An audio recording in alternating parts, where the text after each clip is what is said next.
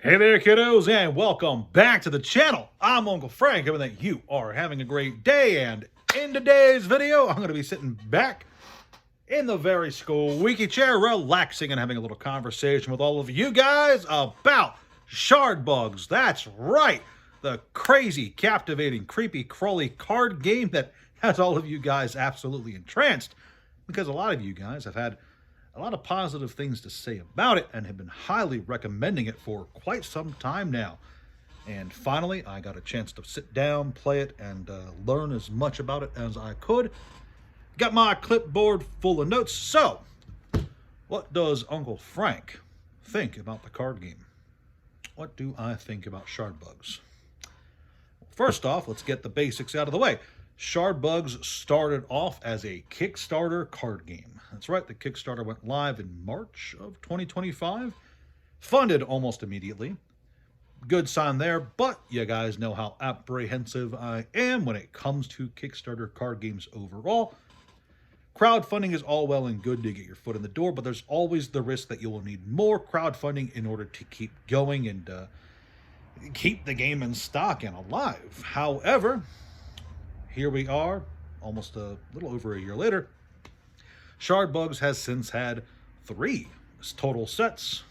None of the follow-up sets appear to have needed crowdfunding, at least not as far as I could find. And that's a good sign. That means that the interest was genuine and that there are people genuinely picking up this game and trying it just for the sake of the game, and all the excitement is authentic. Cool beans. And with those 3 sets, Shard Bugs has a small but very loyal and very exuberant growing fan base of people who basically have nothing but positivity with regards to the game. That's cool.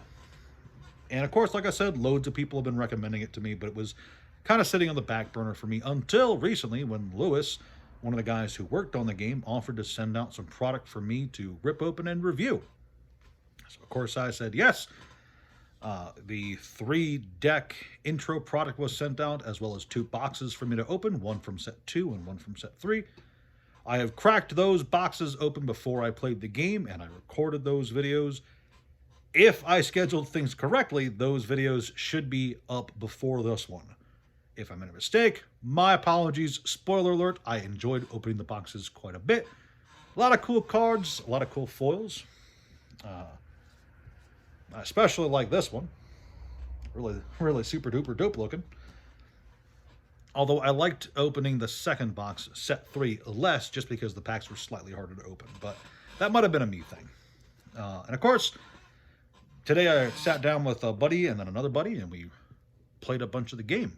Experimented with the decks and had some fun.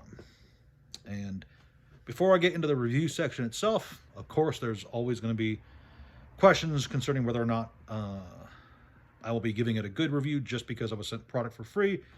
I know how it is. Personally, I don't consider that sponsored content. Just because they didn't say, hey, we'll send you stuff if you give us a good review. It was just, hey, check this out. Let us know what you think. And of course I did. So insofar as I'm concerned, sending me free stuff doesn't guarantee you a good review. Sending me free boxes to open or free decks to try out the game with doesn't necessarily mean I'm going to tell my audience that your game is the greatest thing ever, because I like to be honest with everybody. However, spoiler alert, I did greatly enjoy this game, and I'm definitely going to be trying it more in the future. So, first, out the gate, this was a very fun game. It was very fun to play it today, and I am definitely looking forward to more of it. The core rules of Shard Bugs are intuitive, easy to pick up, and very well explained, in part thanks to this, a rule book for a card game in 2026. I know, isn't it absolutely crazy? I've talked about this on the channel before, and I'm definitely going to harp on about this. But it absolutely bothers me that so many new card games that come out these days don't have a rulebook. They'll have a link that they expect you to search up. Like, go to our website, follow this QR code to learn the rules of the game. They won't include actual rules for their game with their introductory products, and I think that's a problem. I very strongly believe if you are going to have introductory products for your card game designed to get new players to pick up and try your card game, you should have a rule book for that card game. I know that this is probably not the place to go on about this, but I really do think it's just a bonus to have this because, look, I'm not going to follow a QR code. I'm not going to go to your website. Just give me the rulebook. And they gave one. And for what it is, this is a pretty solid rulebook. Well illustrated in part. It's got little talks from the worm. Yeah, little wormy guy talking to you. It goes over the rules. It goes over the basic information you need to play the game, the layout of the cards and the play area. All the keywords, at least that I found, are explained here. And they even tell you how to draft, which is pretty cool, all things considered. So a nice, colorful, well-illustrated rulebook is just a piece de resistance for a introductory product. The best introductory products, in my opinion, are the kind that include a rulebook. That's what I'll say there. So overall, what do I think of the intro decks? Overall, 10 out of 10. Liked that quite a lot. I know, it's a crazy thing to be super happy about, but it just is what it is. I very firmly feel that you should have a rulebook included. But about the rules themselves, they're very easy to understand. If you've played a card game before, you'll have an easy time picking up shard bugs because it's all very... It feels like almost natural is how I should describe the rules. Instead of 20 life or 20 cards or victory points or whatever, you are trying to race to devotion. Your bugs can generate devotion. The first one to 20 wins. Cool stuff in this cosmic bug war game. It's the craziest thing, though, because while you can race to 20 life, you can also interrupt your opponent. There are a few different things you can do during your turn. You can, once per turn, play a bug from your hand into your hive. While a bug is in your hive, it can tap to generate resources. Those resources are how you play your cards. Once you play a bug into the open field, however, the open battlefield, you can do other things by tapping it. You can tap it once it's got over its summoning sickness turn. You can tap it in order to generate devotion equal to its devotion cost in the top right of the card, or you can have that bug attack your opponent's devotion to bring it down. Cool thing here, while you do win for hitting 20 devotion, you do not lose if your opponent knocks out all of your devotion. It just sets you back a bit, which I think is really cool.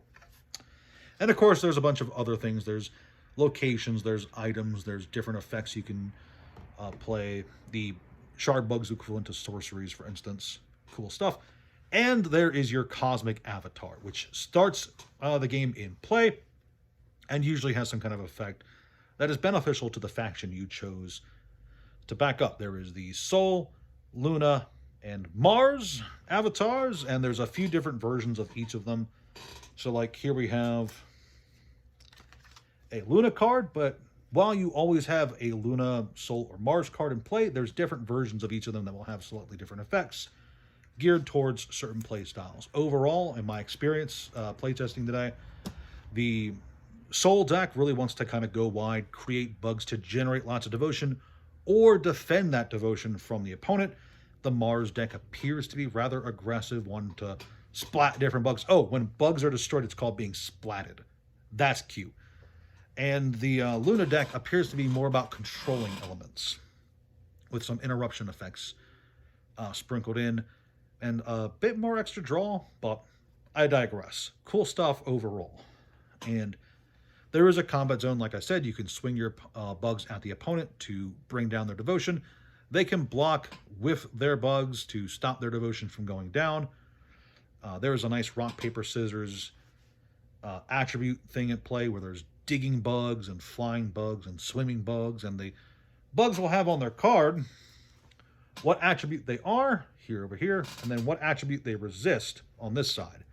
And if they resist an attribute and they block a bug that has that attribute, they'll take less damage. Cool stuff. Which gives a lot of interesting math for the back and forth turn-by-turn interaction. And like I said, overall, it's very easy to understand. And if there's any confusion, the rulebook does a really good job of explaining it. Kudos to the rulebook yet again. Beyond just the play stuff, beyond just the devotion, the core mechanics, and the overall feel of the game, which very fun, let's talk about the aesthetics, the card layout, etc. First off, the card layout. Let's use this thing, which Who knows what that is? Who knows what that's a reference to? If this seems familiar to you guys, let me know in the comment section. I don't know if this is like a reference to something or not. But easy to understand. There's the cost of the bug. There's how much devotion it generates. There's its power. There's its toughness. That's cool. Another cool thing I like about this game is it does have a rarity system marked there on the status bar.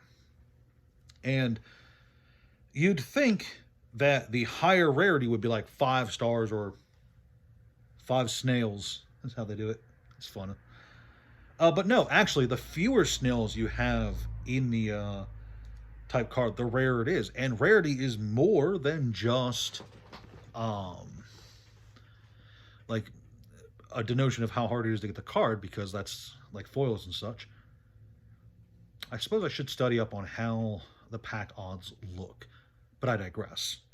Rarity has an actual in-game mechanic. The rarity of the card determines how many copies you can have. If a card has 5 snails, it's a common card. You can have 5 copies in the deck.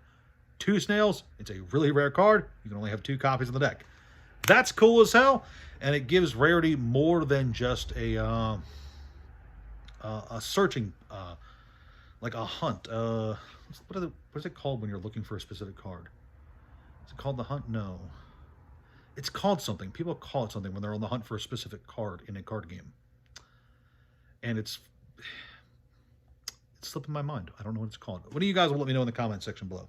But beyond just the collectability of it, it gives you an actual gameplay mechanic tied to the rarity of the card, which I think is really cool, and more card games would stand to benefit from that kind of integration. Maybe not necessarily rarity tied to how many copies you can have, but rarity having some kind of mechanical benefit. That's cool.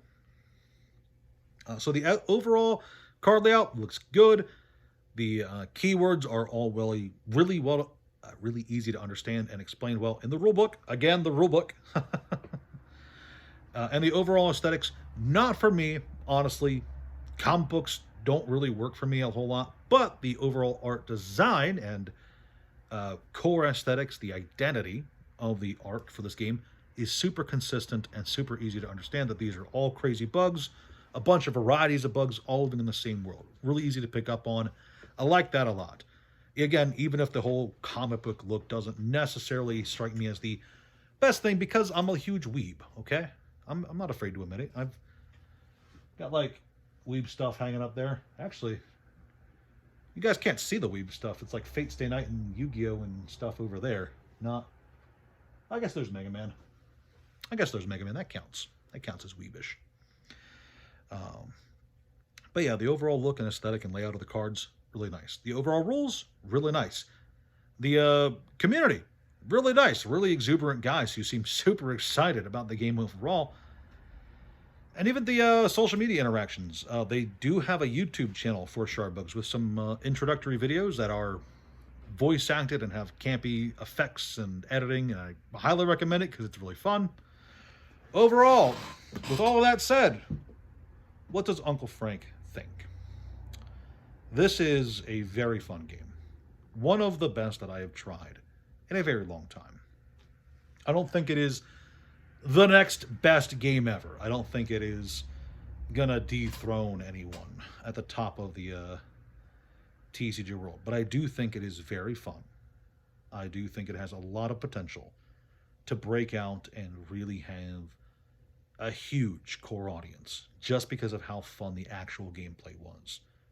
It needs to be said that all other things being equal, art, flavor, lore, all else being equal, the best kind of core gameplay rules are the kind that will really take your game and elevate it to the next level. And I think Shardbugs has the potential. I don't think it's perfect. It does have something that worries me, and that is this right here. It has serialized cards. You guys know how I feel about serialized cards. I think they are a gimmick that is designed purely to get speculators and collectors and some of the less desirable aspects of the hobby super into your game from the start, when the best way to grow your audience is naturally. But while I am not super excited about serialized cards, the core game itself does appear to be focused more on the playability and the enjoyment of the core rules rather than trying to hype up its collectability. There is a focus on collectability here, but it seems it's not the main treat. It does seem to be a nice little bonus of, hey, you're playing this game, here's some rare cards for the game. But that aside, this is a really enjoyable game. I am going to be trying it some more. One of the guys who played it with me today really liked it. He's going to be building a deck. I'm going to be building a B deck. Looks really fun. Overall, I'd give it a 9 out of 10. Really good, damn near perfect, in fact. And perhaps it'll even become a 10 out of 10 in just a few years. We'll wait to see what the future brings for it, how future sets look, and overall, how the game carries itself. Will it survive the 2-year wall, for instance? I think it will. Or at the very least, I hope it will, because this was a lot of fun today. So, overall, that brings an end to my review. Like I said, a lot of fun. Enjoyed it quite a lot. And I'm definitely looking forward to playing it more. So, thank you to the guys who's had it sent out to me. I really enjoyed it quite a bit. Thanks to everybody who recommended I try it. I'm definitely sorry that I put it off for as long as I did, because this was really good. And of course, thanks as always for watching. Please like, share, subscribe, all that jazz. Check out the Discord, the Patreon, the TCG player link on below. And of course, you should check out Shard Bugs if you're looking for a new game to pick up or just looking for a fun thing to play with a friend or two. This is definitely one you should consider trying. Highly recommend it. Could not be more honest there. Thank you guys so much again. See you next time. Ciao.